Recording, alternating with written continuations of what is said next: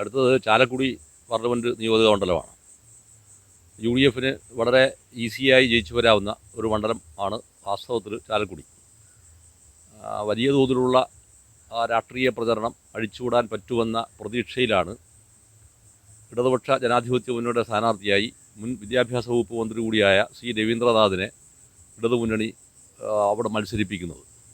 പക്ഷേ കേരളത്തിൻ്റെ പുതിയ രാഷ്ട്രീയ സാഹചര്യത്തിൽ, അതായത് വർത്തമാനകാല രാഷ്ട്രീയ സാഹചര്യത്തിൽ ആലപ്പുഴ കേന്ദ്രീകരിച്ചും മുഖ്യമന്ത്രിക്കും മുഖ്യമന്ത്രിയുടെ മകൾക്കും കുടുംബത്തിനുമെതിരെ ഉയർന്നു വന്നിട്ടുള്ള ഒട്ടനവധി അഴിമതി ആരോപണങ്ങളിൽ വളരെ പ്രധാനമായിട്ട് നിൽക്കുന്ന ഒന്നാണ് എക്സാലോജിക് കമ്പനിയും കരിമണൽ CMRL കമ്പനിയും തമ്മിലുള്ള KMRL തമ്മിലുണ്ടായിരിക്കുന്ന ബന്ധങ്ങൾ.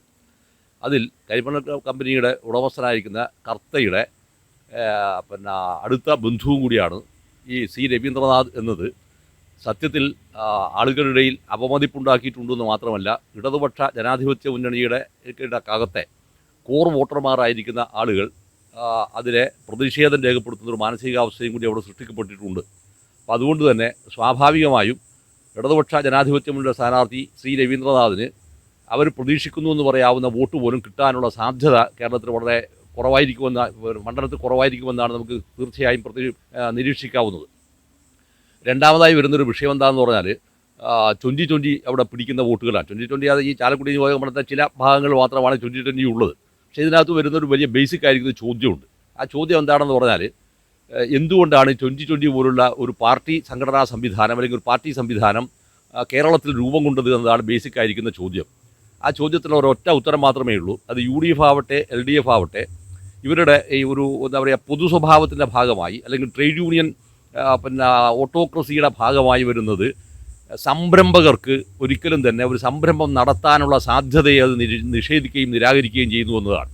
ഈ സംരംഭകർക്ക് സംരംഭം ആരംഭിക്കാനുള്ള സാധ്യതകൾ നിഷേധിക്കുകയും നിരാകരിക്കുകയും ചെയ്യുമ്പോൾ അതിനെതിരായി വരുന്ന വളരെ സ്വാഭാവികമായ പ്രതിഷേധത്തിൻ്റെ കൂട്ടായ്മയാണ് അല്ലെങ്കിൽ കേന്ദ്രീകരണമാണ് ശരിക്ക് നേരത്തെ കേരളത്തിലുണ്ടായിരിക്കുന്ന വ്യാപാരി വ്യവസായി ഏകോപന സമിതി അല്ലെങ്കിൽ വ്യാപാരി വ്യവസായി സമിതി, ഈ രണ്ട് സംഭവത്തിന് പുറമേയായി കേരളത്തിൽ രൂപം കൊണ്ടിട്ടുള്ള ഒരു വലിയ പ്രതിഭാസമാണ് 2020 എന്ന് പറയുന്ന ഒരു പുതിയ സംവിധാനം.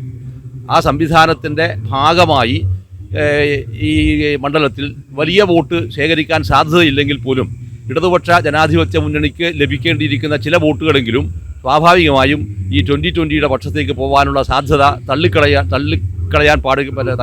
പറ്റാത്തതാണ്. അപ്പോൾ അങ്ങനെ വരുമ്പോഴും ഇടതുപക്ഷ ജനാധിപത്യ മുന്നണിയുടെ സ്ഥാനാർത്ഥിക്ക് കഴിഞ്ഞ തവണ കിട്ടിയിരിക്കുന്ന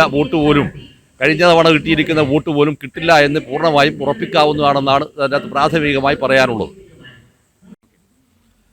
അപ്പോൾ യഥാർത്ഥത്തിൽ ഇടതുപക്ഷ ജനാധിപത്യ മുന്നണിയുടെ സ്ഥാനാർത്ഥി നേരിടുന്ന C. രവീന്ദ്രനാഥ് നേരിടുന്ന ഒരു വലിയ വിഷയം കേരള രാഷ്ട്രീയ മണ്ഡലത്തെ പിടിച്ചുകുലുക്കുന്ന അഴിമതിയുടെ, നാളെ വരാനിരിക്കുന്ന വലിയ രാഷ്ട്രീയ ഭൂകമ്പങ്ങളുടെ പ്രതിനിധീകരിക്കുന്ന ഒരു കുടുംബത്തിൻ്റെ സ്ഥാനാർത്ഥിയും കൂടിയാണ് ഇടതുപക്ഷ ജനാധിപത്യ മുന്നണിയുടെ സ്ഥാനാർത്ഥി എന്നതാണ് C. രവീന്ദ്രനാഥിൻ്റെ ഏറ്റവും വലിയ മൈനസ് പോയിൻ്റായി ചാലക്കുടിയിലെ പ്രബുദ്ധരായ വോട്ടർമാർ, ഉത്ബുദ്ധരായ വോട്ടർമാർ, പ്രത്യേകിച്ചും ഇടതുപക്ഷത്തിനകത്ത് സജീവമായി പ്രവർത്തിക്കുന്ന വോട്ടർമാർ അതിനെ വിലയിരുത്തുക. അങ്ങനെ വരുമ്പോൾ ഇടതുപക്ഷ ജനാധിപത്യ മുന്നണിക്ക് കഴിഞ്ഞ തവണ ലഭിച്ചിരിക്കുന്ന വോട്ട് പോലും, അതായത് കഴിഞ്ഞ തവണ എന്ന് പറയുമ്പോൾ ഇന്നസെൻറ്റിന് ലഭിച്ചിരിക്കുന്ന വോട്ട് പോലും ഇദ്ദേഹത്തിന് ലഭിക്കാനുള്ള സാധ്യത ഇല്ലാതായി തീരുകയാണ് ചെയ്യുക. രണ്ടാമത്തെ വിഷയം എന്താണെന്ന് പറഞ്ഞാൽ, അവിടെ മത്സരിക്കുന്നത് NDAയുടെ സ്ഥാനാർത്ഥിയായി മത്സരിക്കുന്നത് BDJSൻ്റെ സ്ഥാനാർത്ഥിയാണ്. തികച്ചും അപ്രസക്തമായ ഒരു രീതിയിലേക്ക് ഈ സംഭവങ്ങൾ കടക്കാനാണ് സാധ്യത. പക്ഷേ അവിടെ വരുമ്പോൾ പോലും ഇതിനകത്ത് വരുന്ന ഒരു പ്രധാനപ്പെട്ട ഒരു വിഷയം എന്ന് പറയുന്നത് വള്ളാപ്പള്ളി നടേശൻ്റെ ഇതായിരിക്കുന്ന ചില റോളുണ്ട് അതിനകത്ത്.